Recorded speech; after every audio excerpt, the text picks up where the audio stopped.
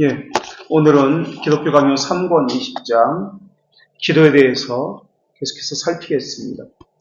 기도의 규칙 또는 기도의 자세 네 가지 것이 있습니다. 첫째는 무엇이었죠? 첫째는 기도의 자세, 첫 번째가 경외였습니다.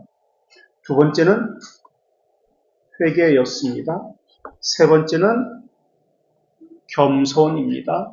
네 번째는 소망입니다. 우리는 지금까지 경외 그리고 회개에 대해서 살펴보았습니다. 그리고 지난주에 이어서 오늘은 기도의 세 번째 규칙 또는 자세인 겸손에 대해서 살펴보고 있습니다.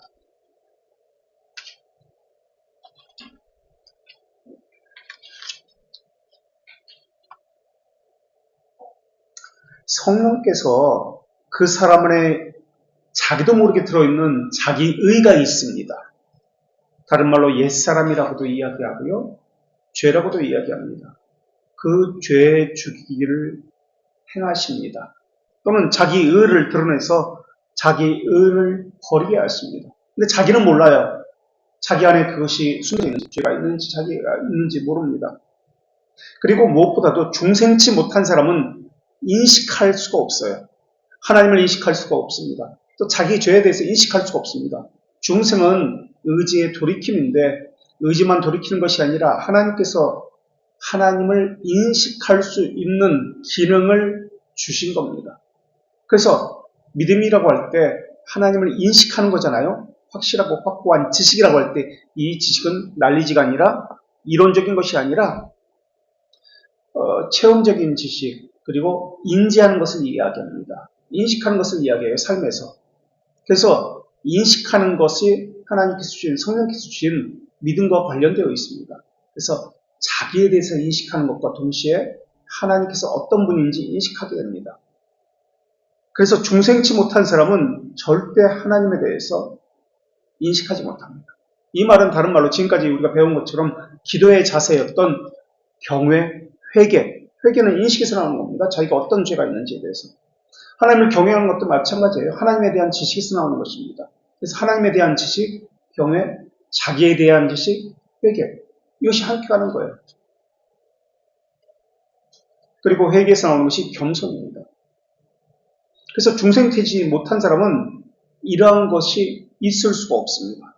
그럼 그들은 기도 안 합니까? 예, 기도합니다. 그럼 어떤 기도합니까? 요구만 합니다. 자기의 의를 가지고 내가 이렇게 했으니까 하나님도 내게 주십시오. 요구합니다. 자기는 몰라요. 그게 자기 의라는 것은 자랑입니다. 또 생각 속에서만 이러면 안 되는데 그게 전부입니다. 여전히 똑같습니다. 왜? 중생은 의지의 갱생이라 그렇습니다. 의지가 갱생되지 않았습니다. 그러다 보니까 이성만 가지고 생각만 가지고 이야기합니다. 스콜라 철학처럼. 스콜라 철학은 동의잖아요.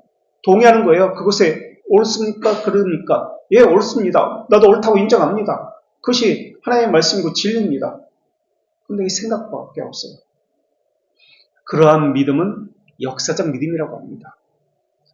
귀신들도 믿고 떠듭니다 할 때 바로 이런 믿음을 가지고 이야기하죠. 귀신들도 믿어요. 그런데 그 믿음은 우리가 믿음의 정의를 냈던 인식, 신뢰 그런 개념이 아니에요. 그냥 알고 있는 역사적인 인식을 이야기해요. 이성적인 것들을 이야기해요. 스콜라주의가 그런 것이죠. 그래서 이 사람들은 해야지. 지금은 아니지만 언젠가는 하게 될 거야. 이렇게 생각합니다. 생각만으로 신앙생활합니다. 그래서 영적 선을 향하지 않습니다.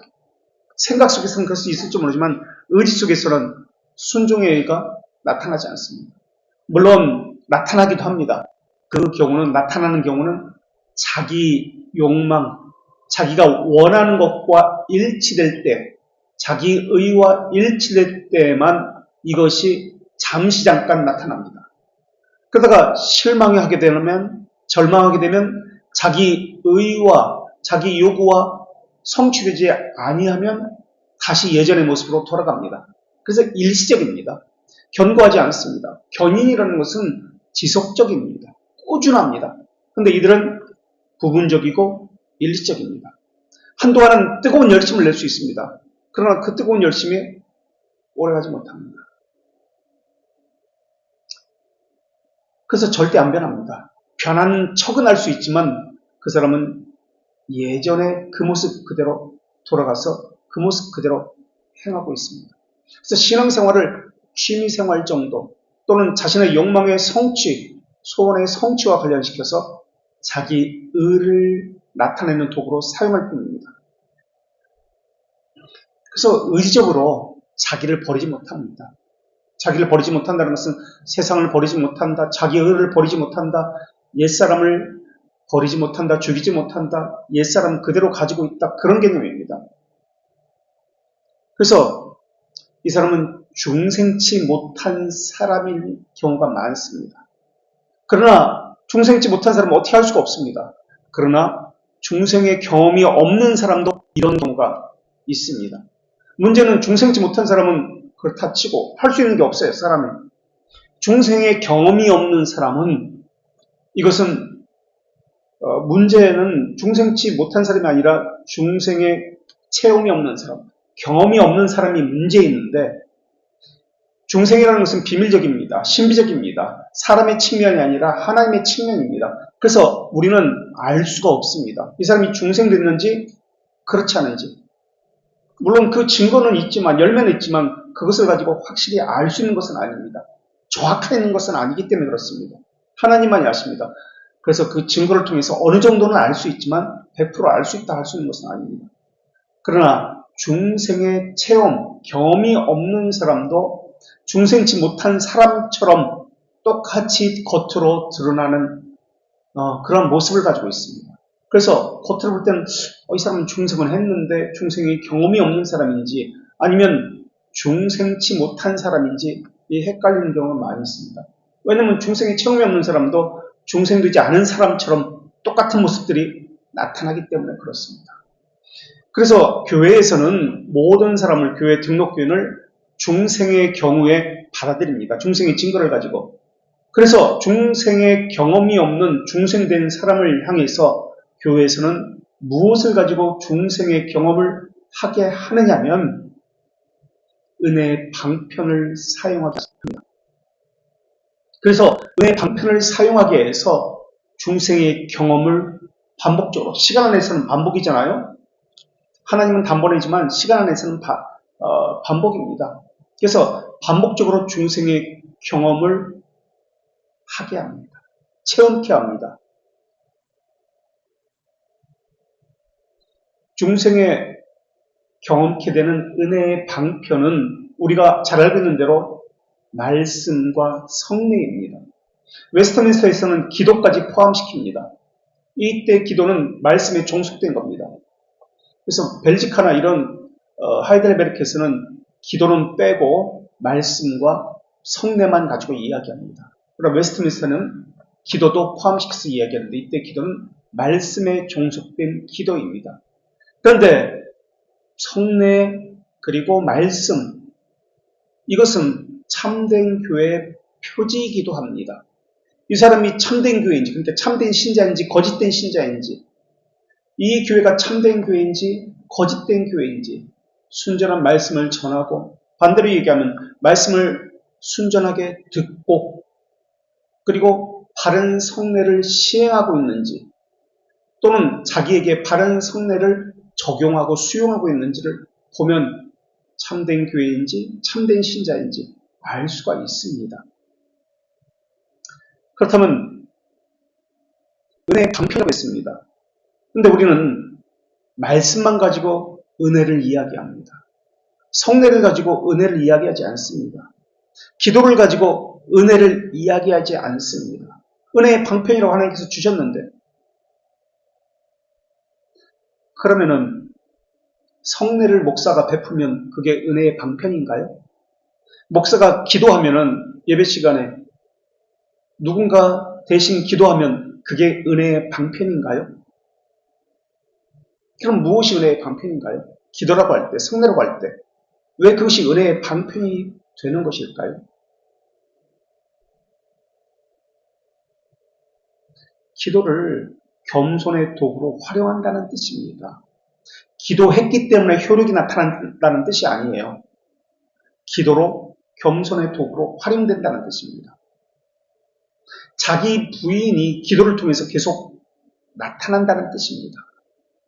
자기 부인이 기도를 통해서 나타난다는 말은 하나님의 뜻에 내 의지를 순종한다는 뜻입니다.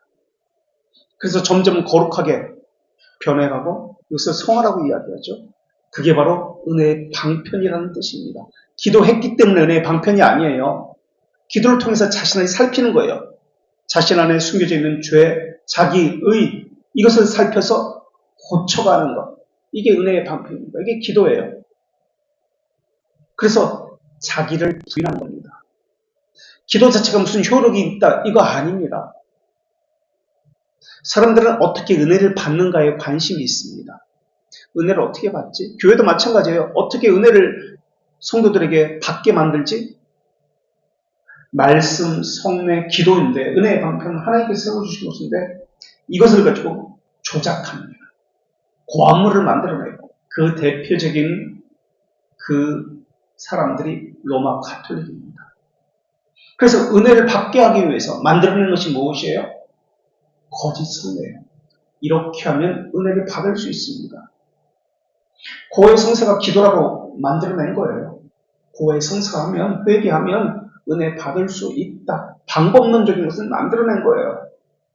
회개하면 겉에 문자적인 것을 가지고 그냥 물가에서 얕은 물가에서 첨벙첨벙하면서 그렇게 하는 것이 고해 성사예요.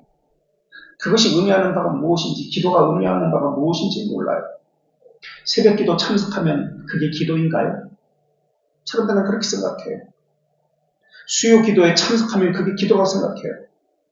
금요기도 참석하면 그게 기도인가요? 아니에요. 예배 참석하면 그게 예배인가요? 아니에요. 근데 사람들은 새벽기도 참석하면 기도했다. 기도에 열심히 있는 사람이다 라고 생각합니다. 우리 기도는 자기 의를 주장하면서 자기 욕심을 찾아가는 욕망의 표출 외에는 못 써요. 그런 기도는 말입니다. 자기가 원하는 것을 얻어내리는 기도를 하고 있습니다. 그게 아르미수죠. 그게 아르미수. 하나님께서 은혜를 강탈해 오는 거예요. 내가 이렇게 했으니까 하나님 은혜를 주십시오. 그리고 교회는 속입니다. 이렇게 하면 하나님의 은혜를 빼어서 올 수 있다. 강탈해 올 수 있다. 하나님께서 안 주시고는 못 빼긴다. 뺏는 방법을 소개하면서 그렇게 하라고 가르치고 있습니다. 그 중에 하나가 기도입니다. 이렇게 하면 은혜 받을 수 있다. 받아내려는 거죠. 받을 수 있다가 아니라 빼앗아 오려는 거죠. 그래서 프로그램으로 빼앗아 올 수 있다고 생각합니다. 하나님이 가지신 은혜를. 그래서 프로그램에 참석하라고 이야기합니다. 하나님 안에 있는 것을 내가 끄집어 내는 거예요. 그게 은혜라고 생각해요. 오늘날 사람들은. 그것이 은혜일까요? 과연? 뺏을 수 있을까요? 하나님께서?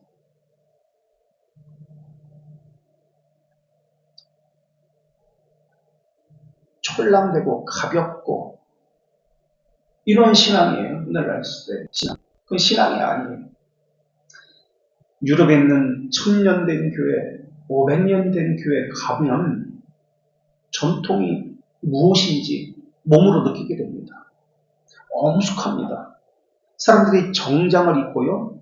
무게가 있습니다. 그 시대 사람들은 지금 우리의 시대 사람들인데 1000년 동안 교회의 전통을 이어가던 이 교회는 무언가 달라요. 오늘날 우리 이 한국에 있는 그 대형 교회들과 달라요. 막 촐랑대고 가볍고 막 눈물 흘렸다가 감정적이었다가 이런 신앙생활이 아니에요. 예배가 다르고 또한 다른 교회와도 차별되었다는 뭔지 모르지만 그것을 느낍니다. 경건해지고 엄숙하다는 것을 느낍니다. 하나님께 내가 원하는 것을 얻어내려고 하니까 방방 뜨는 거예요. 가볍고 촐랑대는 거예요. 막 울고불고 자기 멋대로 하는 거예요. 사람이 어떻게 하나님 위해서 자기가 받고 싶은 은혜를 끄집어낼 수 있겠는가? 이것을 연구하는 것이 아르미스죠. 로마 가톨릭이에요. 근데 한국교회가 지금 그러고 있어요. 어떻게 하면 하나님의 은혜를 끄집어내서 내가 받을까? 내가 원하는 것을.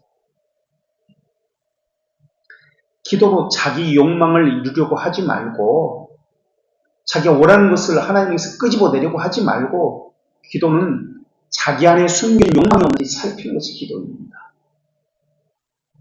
자기 의를 끄집어내서 죽이는 것이 기도입니다. 그래서 은혜의 방편이지, 이것을 가지고 하나님의 억지로 은혜를 빼앗아 내려는 것, 이게 은혜의 방편이 아니에요. 하나님의 속성은 대적하는 것은 내 안에 없는지 그걸 제거해내는 거예요. 기도를 통해서. 하나하나 꼼꼼히 자기 안에 있는 것을 살피는 거예요. 그게 묵상입니다. 형식을 가지고 이야기하는 거 아니에요. 묵상. 기도도 마찬가지고. 고치려는 노력, 제거하려는 노력, 이것이 바로 회개입니다. 그래서 겸손은 지금 겸손하고 있습니다만 자기 부인 겸손, 회개와 연결되어 있습니다. 그래서 자기 의를 내려놓는 것이 기도의 시작입니다. 자기 의를 내려놓는 것. 이것을 살피는 것이 기도고요. 자기 의가 조금이라도 남아있다면 이것은 자랑이 됩니다. 기도의 확신도 하나님의 속성과 연결되어 있습니다. 기도 속에서 하나님의 속성과 또 하나님의 속성과 함께하는 말씀에 대해서 살펴봐야 합니다. 그러니까 말씀을 가지고 하나님의 속성이 들어있는 그 말씀입니다. 그 하나님의 속성이 들어있는 그 말씀으로 하나님의 속성에 어긋나는 자기 속에 있는 자기 죄, 자기 의, 자기 자랑을 하나씩 점검받아서 제거해내야 합니다. 하나님의 대표적 속성이 무엇이죠? 우리가 알고 있는 대로 크게 두 가지 것으로 이야기합니다. 뭐죠? 하나님의 대표적인 속성. 영 말고, 네? 선하심과 인자하심. 선하심은 정의로움을 이야기합니다. 인자하심은 자비 또는 공의로우심을 이야기합니다. 그래서 하나님의 대표적인 속성 두 가지는 정의와 공의 또는 자비입니다. 그래서 우리는 심판대 앞에서 어떤 심판을 받죠? 모든 사람은 두 가지 심판 가운데 하나를 받습니다. 어떤 심판을 받죠? 공의의 심판과 정의의 심판을 받습니다. 저스티스와 라이처스니스입니다. 저스티스, 정의의 심판은 어떤 자들이 받습니까? 유기된 자들이 받습니다. 그러나 신자들은 공의의 심판, 라이처스니스 받습니다. 왜 공의의 심판이 왔습니까? 예수 그리스도께서 하나님의 정의를 만족시켰기 때문에 그렇습니다. 그래서 그리스도에게 접붙인 자들은 더 이상 하나님의 정의의 심판을 받지 않습니다. 정의의 심판은 어떤 개념인가요? 공의의 심판은 또 어떤 개념이죠? 정의의 심판은 분명 옳고 그름 가해자에게 관심을 갖는 겁니다. 그래서 가해자에게 형벌을 가하는 것. 그러나 공의의 심판은 피해자에게 관심을 갖고 그들을 보호하는 것. 이게 공의의 심판입니다. 그래서 죄인이라는 것에 관심을 갖고 죄인에 대해서 형벌을 가해야만 하는 것이 정의의 심판이라면 죄인간도 보호하고 그들 편에서 불쌍히 여겨주고 하는 것 공의의 심판입니다. 이것을 시편에서는 인자하심과 선하심과 인자하심이라고 그렇게 표현하고 있죠. 선하심과 인자하심이 정녕 나를 따르니.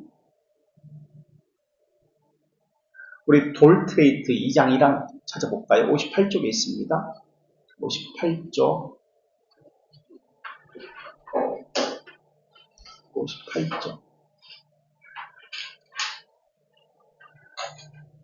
58쪽 볼트레이트 2장 1항 하나님의 속성에 대해서 뭐라고 나오죠? 볼트레이트 2장 1항 58쪽에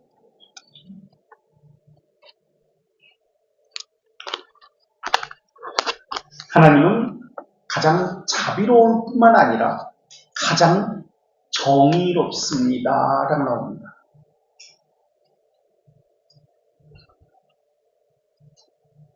가장이라는 단어는 어떤 의미인가요? 네? 가장이라고 할 때 이 가장 다른 데서는 어떤 단어로 표현되어 있죠? 이 가장은 비교해가지고 더 낫다는 뜻인가요? 아닙니다. 비교할 수 없다는 뜻입니다. 완전이라는 뜻입니다. perfectly 또는 웨스트민스터에서 more라고 그렇게 표현하고 있죠. 가장 비교할 수 없다는 뜻입니다. 완전하다는 뜻입니다. 유일하다는 뜻입니다. 그래서 하나님의 속성 가운데 두 가지는 자비로움과 또 정의입니다. 그리고 정의에 대해서 정의를 내립니다. 59쪽에 계속해서 정의는 무엇입니까? 59쪽에 그분의 정의는 그분의 무한한 위험에 반하는 것, 그것에 범한 것, 우리 죄들이 처벌받아야 함을 요구합니다. 처벌을 요구해요. 우리 하이델베르크에서 두 가지 것을 이야기했습니다. 하나는 하나님의 정의를 만족시켜야 된다는 것과 또 하나는 하나님의 진노를 누그러뜨려야 한다는 것을 이야기했습니다. 그래서 하나님의 정의를 만족시키기 위해서는 어떻게 해야 됩니까? 여기 보니까 처벌을 받아야 합니다. 그것이 죽음이다. 예수 그리스도의 죽음이에요. 하나님의 진노를 누그러뜨리기 위해서는 어떻게 해야 됩니까? 여기는 그 얘기 안 나왔습니다만 하나님의 정의는 한 측에서는 하나님의 정의를 만족시키기 위해서 처벌을 받아야 합니다. 그래서 이것은 죽음입니다. 그래서 죽음은 중보자가 나옵니다. 중보자는 신인입니다. 이렇게 되는 거예요. 한쪽에서는 그죠? 하나님의 정의는 만족시켜야 되는데 만족시키기 위해서는 처벌을 받아야 됩니다. 처벌이 무엇입니까? 죽음입니다. 죽기 위해서 어떤 죽음이어야 됩니까? 완전한 하나님과 완전한 사람이신 중보자께서 죽으셔야 합니다. 라는 개념이 나옵니다. 또 다른 부분에서는 하나님의 진노는 누그러뜨려져야 합니다. 하나님의 진노를 누그러뜨리기 위해서 어떻게 해야 됩니까? 무엇이 필요합니까? 희생제물이 필요합니다. 희생제물. 그래서 여기서는 희생제물 또는 화목제물, 속죄제물이 나오게 되는 겁니다. 이쪽 위쪽에서는 중보자라는 개념, 이쪽에서는 희생제물이라는 개념, 진노를 누그러뜨리게 됩니다. 그래서 우리 속죄로는 두 가지 것이라고 말씀드렸는데 지금 정의를 만족시켜야 된다는 것은 누구의 속죄론이죠? 중세시대의 스콜라주의의 아버지 안셀무스의 속죄론, 만족설이라고 이야기합니다. 만족설. 하나님의 진노가 누그러뜨려야 됩니다. 그래서 희생제물이 필요합니다. 이것은 누구의 속죄론이었죠? 누구의 속죄론? 어거스틴과 아니 참석도 하는데 어떻게 그렇게 아세요? 찍었어요. 어거스틴과 칼빈의 속죄론. 그래서 우리는 이 둘 다를 함께 받아들입니다. 이렇게 우리가 배웠어요. 왜냐면 신앙고백에서 나오니까 둘 다. 자, 그래서 정의는 그분의 무한한 위험에 반하는 것을 말합니다. 그럼 그분의 무한한 위험에 반하는 것이 무엇인가? 어떻게 알 수 있죠? 그분의 무한한이라고 씁니다. 무한한은 또 다른 말로 무한이라는 것은 어떤 단어로 바꿀 수 있죠? 무한하다는 것은 끝이 없다는 것이잖아요. 우리는 한계고, 우리는 시간이죠. 공간, 한계, 시간. 그러나 하나님은, 우리는 일시적이지만 하나님은 영원합니다. 그것을 무한하다고도 이야기하죠. 그래서 불변하다, 영원, 불변, 무한. 공간적으로는 무한하다, 시간적으로는 영원하다, 불변하다. 이렇게 나가는 거예요. 무한하다는 것은 영원하다. 영원한 위험에 반해서 범한 우리의 죄들은 처벌받아야 한다. 영원히 처벌받아야 합니다. 이 처벌은 몸과 영으로 받는 일뿐만 아니라 영원한 것입니다. 그래서 영원한 것이 나오는 거예요. 그래서 일시적 처벌과 영원한 처벌이 있습니다. 이 땅에서 받는 일시적 처벌, 일시적 심판이 있습니다. 우리가 대변인문답 28문과 29문에서 이것은 우리가 살펴본 것입니다. 영원한 처벌, 영원한 심판, 대변인문답 29문에 나옵니다. 이것을 지금 이야기합니다. 자, 그렇다면 무엇을 가지고 하나님의 영원한 또는 무한한 위험에 반하는지 알 수 있습니까? 어떻게 우리는 알 수 있습니까? 무엇을 가지고? 내가 하나님의 위험을 범했는지 아닌지 어떻게 알 수 있어요? 무엇을 가지고 알 수 있어요? 율법을 가지고 알 수 있습니다. 율법. 하나님의 말씀을 가지고 알 수 있는 거예요. 율법을 가지고. 율법의 대표적인 것이 무엇이죠? 가장 핵심적인 것이 십계명입니다. 십계명은 그래서 자기 의를 포기하는 법을 알려줍니다. 십계명은 그래서 하나님의 위험에 반하는 것, 범하는 것이 무엇인지 알려주는 것이 십계명입니다. 그래서 십계명을 바르게 알아야 돼요. 그래야 내 안에 있는 죄에 대해서, 자기 의에 대해서 살펴볼 수 있습니다.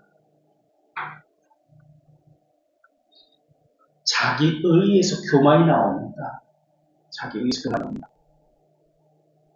그래서 자기 의를 가진 사람은 자기가 옳다는 확신 가운데 서 있습니다.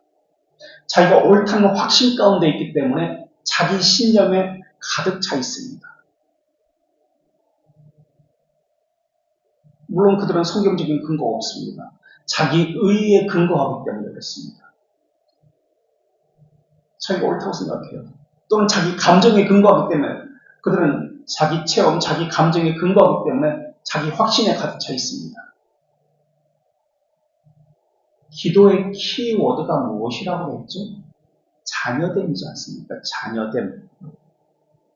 합당한 기도의 시작은 이런 기도의 준비 자세로부터 시작됩니다. 자녀됨의 개념, 하나님을 경외하는 것, 자기 의를 내려놓는 것, 겸손한 것, 이것이 자녀됨의 열매들입니다. 여기서부터 기도가 시작되는 거예요. 예배도 마찬가지죠. 예배에 참석했다. 우리는 기도에 참석했다. 이것을 기도했다고 생각하는데 마찬가지로 예배에 참석했다. 이거 예배 아닙니다. 예배에 출석했다. 예배 아닙니다. 어떤 자세를 가지고 예배에 있느냐를 봐야 합니다. 어떤 자세를 가지고. 복음 선포와 기강은 권징이라고 하죠. 이것은 자신을 살피는 또는 다스리는 은혜의 방편입니다. 기강은 자기 의를 억제하고 제거하는 것이 기강입니다. 그래서 은혜의 방편입니다.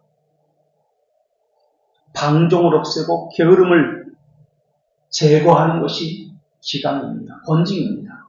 그래서 은혜의 방편입니다. 이것을 기도가 하는 거예요. 그래서 기도의 출발은 묵상입니다. 자기를 살피는 겁니다. 자기 의를 살피는 겁니다. 그래서 묵상에서 기도가 나오는 거예요. 이런 의미에서. 그래서 자기를 살피는 것, 이것이 되지 않으면 기도가 될 수가 없어요. 그럼 그런 사람이 기도는 뭐예요? 이방인이 구하는 것처럼 내가 이것을 원합니다. 저것을 원합니다. 요구만 하는 거예요. 그 요구는 자기 의가 들어가 있습니다. 자기 의를 가지고 하나님 앞에 은혜를 강탈해 내겠다고 하는 거예요. 자기가 원하는 은혜를. 그래서 묵상을 통해서 자기를 살피고 그 말씀으로 자기 의를 내려놓고 자기 의를 토해내고 하는 것이 회개입니다. 회개한 후에 나오는 것이 자기를 부인하는 삶, 겸손의 삶입니다. 그래서 겸손과 회개가 연결됩니다. 그리고 묵상과도 연결되죠, 물론. 그리고 회개는 동시에 하나님을 경외함과 연결되어 있습니다. 그분의 무한한 위엄에 반하는 것이 하나님에 대한 경외심 없이 기도하는 것, 하나님에 대한 경외심 없이 예배 참석하는 것, 하나님에 대한 경외심 없이 섬기고 봉사하고 신앙생활하는 것, 하나님의 위엄에 반하는 것들입니다. 이것은 방종입니다. 거역이고 불순종, 불의, 정욕, 게으름, 자기가 하고 싶은 대로 하려는 옛 본성을 그대로 신앙이라는 이름으로 표출해내고 있는 거예요. 그러니까 자기 감정에 따라 그렇게 하고 싶은 대로 하는 거예요. 자기 생각에 따라 하고 싶은 대로 하는 거예요. 자기가 옳다는 확신을 가지고 말입니다. 이러한 옛 본성을 차단해내야, 제거해야 하는 훈련을 교회에서 해야 합니다. 이게 교회가 해주는 일입니다. 이것을 통해서 중생의 경험을 확인하게 해야 합니다. 중생 안 된 사람들은 이게 안 돼요. 절대 안 돼요. 어떤 은혜의 방편을 준다 할지라도. 그러나 중생은 비밀적이니까 모릅니다. 중생 된 자들은 중생의 경험이 없지만 이 은혜의 방편을 통해서 자기가 어떤 자인지 계속 점검받습니다. 그래서 은혜의 방편을 통해서 중생의 경험, 중생의 체험을 하게 됩니다. 그래서 확신 가운데로 나아가게 됩니다. 아, 내가 하나님의 자녀이구나. 하나님께서 나를 버리지 않았구나. 이런 확신 가운데서 그 다음에 나아가게 돼서 이 확신 가운데 나게 되면 믿음이 흔들리지 않습니다. 견고해집니다.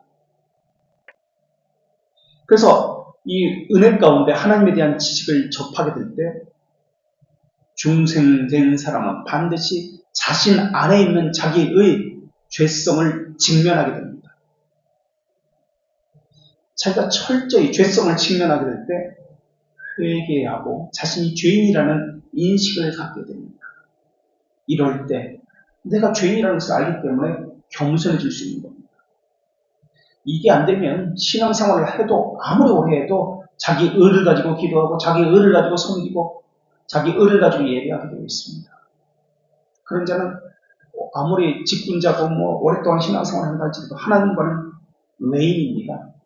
하나님의 자녀가 아니에요.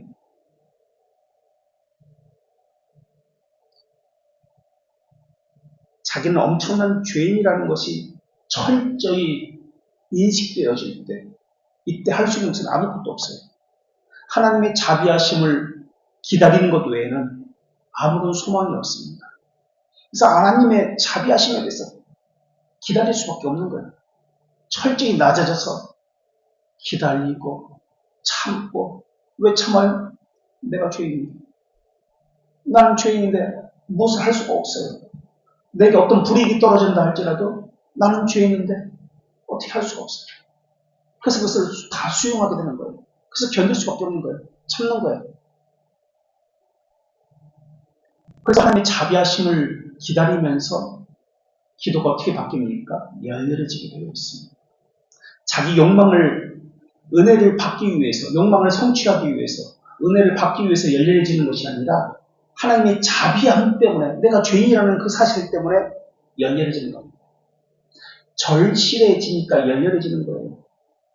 쉬지 말고 기도한다는 말은 우리 안에 있는 게으름을 꾸짖으라는 말입니다.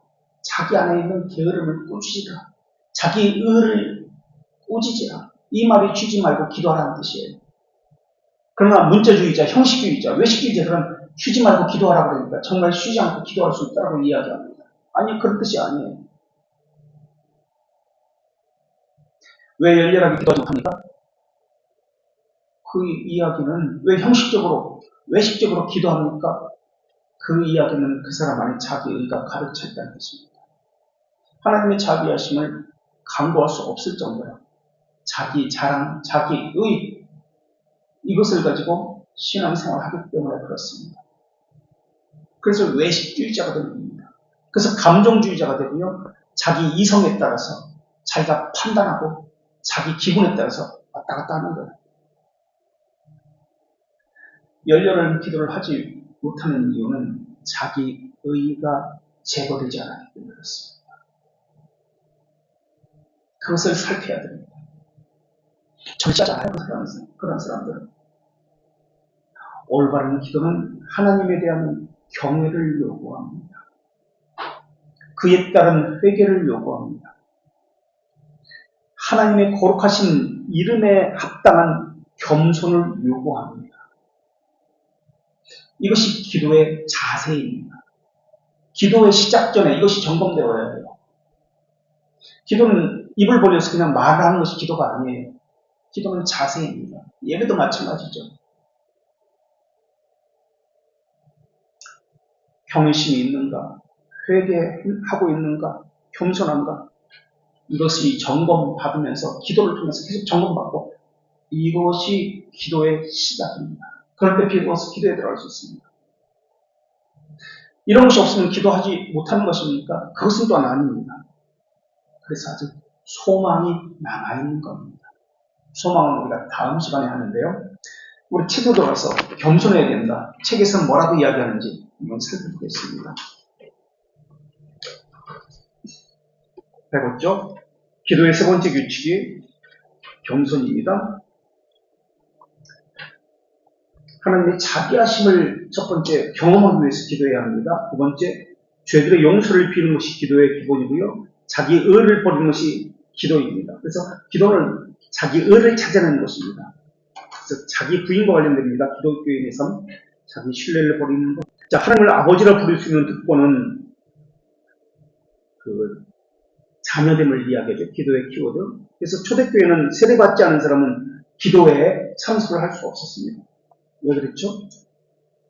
아버지라 불러서는 안 되기 때문에 세례받지 못한 사람. 그래서 교리교육까지만 하고 기도의 시간에는 다 돌려버렸어요. 세례받지 않은 사람. 특권은 중생한 자에게 있습니다. 중생이라는 것은 의지의 정한, 의지의 갱생. 중생한 사람은 양자의 영을 받았습니다. 기도의 키워드죠. 왜 양자의 영이라고 합니까? 성령님을 그리스도의 영, 하나님의 영, 또는 지금 여기에는 양자의 영이라고 나왔습니다. 무슨 뜻이죠? 로마서 8장 15절에 양자의 영이라고 지금 나왔습니다. 양자의 영은 왜 성령님을 양자의 영이라고 하죠? 기도의 키워드가 자녀됨이잖아요. 양자됨이잖아요. 하나님과 교제하게 하시기 때문에 양자의 영이라고 합니다. 성령님을 양자의 영이라고 하는 이유는 하나님과 교제하게 하시는 영이라는 뜻입니다. 그래서 양자의 영이라고 해요. 로마서 8장 15절에 양자의 영이라고 나옵니다. 그래서 기도의 키워드가 자녀됨, 양자됨이라고 말씀드립니다. 그렇다면 그리스도의 영이라고 할 때 성령님을 또 다른 곳에서는 하나님의 영이라고 이야기합니다. 예를 들어서 로마서 8장 9절 같은 경우에 그리스도의 영이라고 합니다. 성령님을. 왜 로마서 8장 9절에서 그리스도의 영이라고 할까요? 성령님을. 왜 그렇죠? 그리스도의 영은 무슨 뜻이죠? 성령님의 사역과 관련되어 있습니다. 뭐죠? 그리스도의 구속사역을 하나님의 자녀에게 적용시키는 일을 하시기 때문에 그리스도의 영이라고 합니다. 그리스도의 구속사역을 하나님의 자녀에게 적용시키는 사역을 하시는 분이 성령님이기 때문에 그런 측면에서 구속사역과 관련해서 그리스도의 영이라고 이야기합니다. 하나님의 영이라고 할 때는 성령님을 출애굽기 31장 3절에 하나님의 영이 임했다라고 이야기합니다. 왜 하나님의 영이라고 하죠? 이때는 성령님을 하나님의 자비하심을 그에게 명시하기 때문에 그렇습니다. 그래서 성령님인데 어떤 사역과 관련해서 각기 이름이 때로는 양자의 영, 때로는 구속의 영, 때로는 그리스도의 영, 때로는 하나님의 영, 각기 다르게 부릅니다. 또는 자기 부인의 영이라고도 합니다.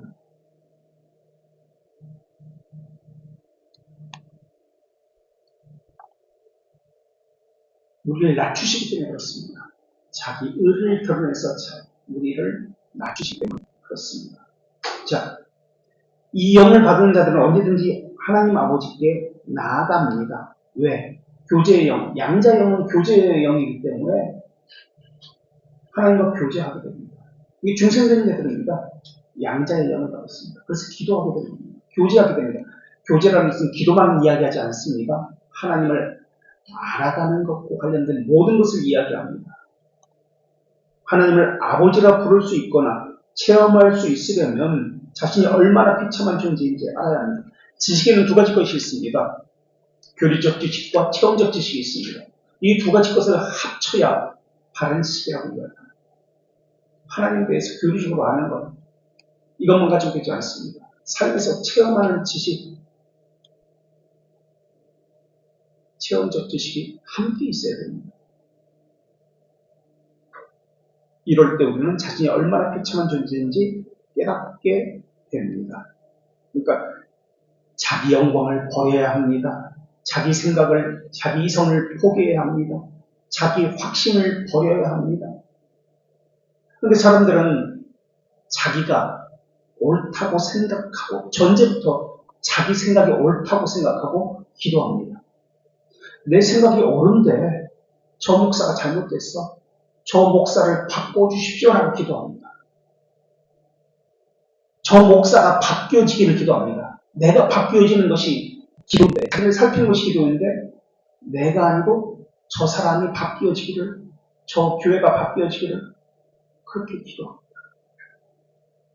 그러나 기도는, 참된 기도는 항상 회개를 일으킵니다. 자기 부인을 일으킵니다. 자기 뜻을 관철시키려고 기도하지 않습니다. 근데 묵상도 기도인데, 묵상에서 기도가 나오는 것인데, 하나님과 교제인데요. 묵상을 보면은 자기 의는 순결입니다. 그리고 가식적으로 묵상하는 경우가 많습니다. 자기가 하려는 걸 하나님이 지지해달라고 묵상하는 것처럼 기도하는 경우가 많습니다. 하나님 해결해 주세요. 이건 기도가 아닙니다. 나를 전적으로 내려놓아야 합니다. 다니엘 9장 18절, 우리 대표님이 크게 한번 다니엘 9장 18절 한번 읽어주세요. 이제 기도에 대해서 어떤 자세로 기도하는지에 대해서 나옵니다. 다니엘 9장 18절 크게. 나의 하나님이여 그를 기울여 주시며 오늘 들어서 우리의 통쾌한 소원과 주의 이름으로 이루는 힘을 주셔서 우리가 주 앞에 간구하는 것은 우리의 공의를 의지하여 하는 것이 아니고 주의 큰 공의를 의지하여. 보세요. 주 앞에 간구하는 것은, 기도하는 것은 무엇을 의지해서 기도하는 것이죠? 자기 의를 의지해서 기도하는 것이 아니라 주의 큰 긍휼을, 자비하심을 의지해서 기도하는 것입니다. 라고 하고 기도합니다.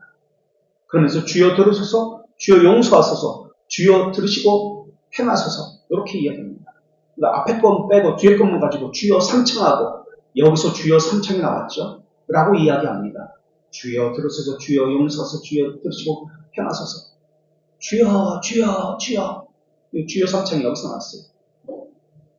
주의 큰 긍휼을 의지해서 우리가 기도하는 것입니다. 라는 뜻입니다. 그리스도께서는 주기도문에서 그 다음 장 아버지라고 부르라고 말씀하셨습니다. 처음 기도할 때 하늘에 계신 우리 아버지잖아요. 결국 그래서 초대교회 세례받기 전에는 주기도문을 안 가르쳤어요. 기도에 참석도 못하겠죠. 결국 중생, 비참한 아버지, 그리고 기도는 밀접한 관계를 맺고 있습니다. 그러니까 자기 의, 자기 순전함, 자기 공로를 내세우는 사람은 기도하는 사람이 아닙니다. 청결한 양심을 가지고, 믿음은 청결한 양심 위에 쌓이잖아요. 청결한 양심을 가진다는 것이 무엇인지 모르는 사람입니다.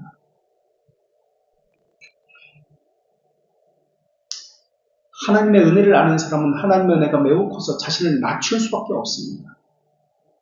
이 자기를 낮출 수밖에 없다는 것은 제가 억울합니다. 저들을 버려주십시오. 이렇게 말할 수 없다는 것입니다. 확신과 담대함과 자유와 겸손이 불신자와 구별됩니다. 불신자들은 기도할 때 우연찮게 기도합니다. 우연찮게 기도한다는 것은 딱 얻어 걸릴 때 기도한다는 뜻입니다. 기도 제목이 생길 때, 아, 저것이 내가 원하는 것이다. 딱 기도 제목과 내 생각이 맞아떨어집니다. 우연찮기도 합니다. 그래서 이 사람들은 기도 제목이 없으면 기도하지 못합니다.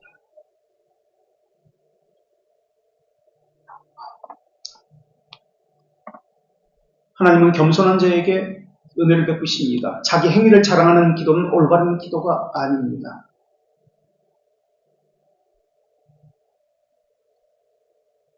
복음에서 하나님의 자비하심을 배우는 자만이 하나님을 찾을 수 있습니다. 복음에서 하나님의 자비하심을 배우는 자는 자기 자신을 위해서 하나님의 자비하심이 준비되었다는 것을 깨닫게 됩니다. 인식하게 됩니다. 그러나 계속해서 이야기합니다. 겸손했기 때문에 기도의 응답을 받는다고 그 자체가 그만입니다. 기도의 응답은 그분의 자비하심에서 나오는 것입니다. 자신의 어떤 행위에 근거하지 않습니다. 하나님은 자비하심을 택자에게만 명시하십니다. 그분의 뜻이 나의 뜻이 되기를 원하는 기도가 겸손의 자세로 올바르게 기도하는 것입니다. 그래서 악인의 심판은 저스티스의 심판이죠. 의인의 심판은 라이처스니스를 가지고 심판하시죠. 이것이 기도 속에 없다면 그 사람은 하나님을 찾는 사람이 아닙니다. 그러니까 하나님의 자녀는 의인의 심판, 라이처스를 가지고 기도할 수 있밖에 없죠. 정의를 가지고 기도하지 않는다는 뜻입니다. 나는 옳습니다. 저 사람이 틀렸습니다. 저 사람을 버려주십시오. 이것은 악인의 기도입니다. 악인의 심판이에요. 저스티스를 가지고 기도하는 거예요. 이것은 하나님을 찾는 사람이 아니에요. 기도는 단순히 무릎 꿇고 하는 것을 말하지 않습니다. 하나님의 속성에 어울리고 합당한 것이 기도입니다.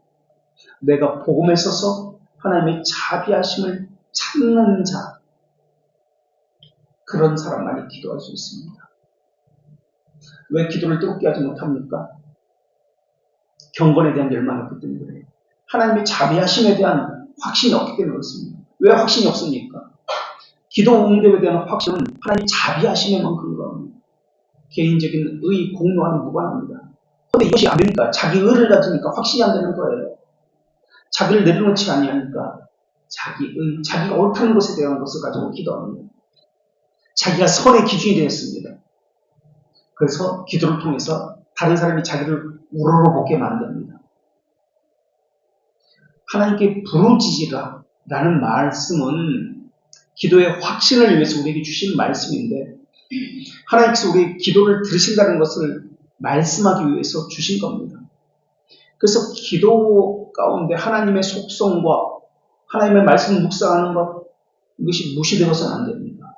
기도가 함께 갑니다. 결국 확신이 없다는 것은 하나님이 어떤 분인지 모른다는 뜻입니다. 그래서 하나님에 대한 속성을 알고 있어야 됩니다. 그래서 불신자들은 기도 제목이 없으면 기도 안 합니다. 못 합니다. 하나님에 대한 확신이 없으니까 주제가 주어져야 그때 소리 지릅니다. 음악 틀어줘야 됩니다. 마이크 들고 소리 질러야 합니다. 기도 인도자가 기도하다가 그 기도 인도자가 기도를 끝이면 다른 사람도 기도를 그만둡니다. 음악이 끊어지면 다른 사람도 기도를 그만둡니다. 이것을 일명 귀뚜라미 기도라고 만들어낸 거예요. 귀뚜라미. 귀뚜라미가 사람 옆에 가면 울다가도 딱 멈춰버립니다. 마이크 소리가 끊겨지면, 음악 소리가 끊겨지면 기도 멈추는 겁니다. 기도가 아니에요. 거짓 위선자들이에요. 그것은 기도가 아닙니다. 근데 그렇게 기도하고 있어요. 한국교회. 그것을 기도라고. 여기까지 혹시 질문이나 나누고 싶은 거 있어요?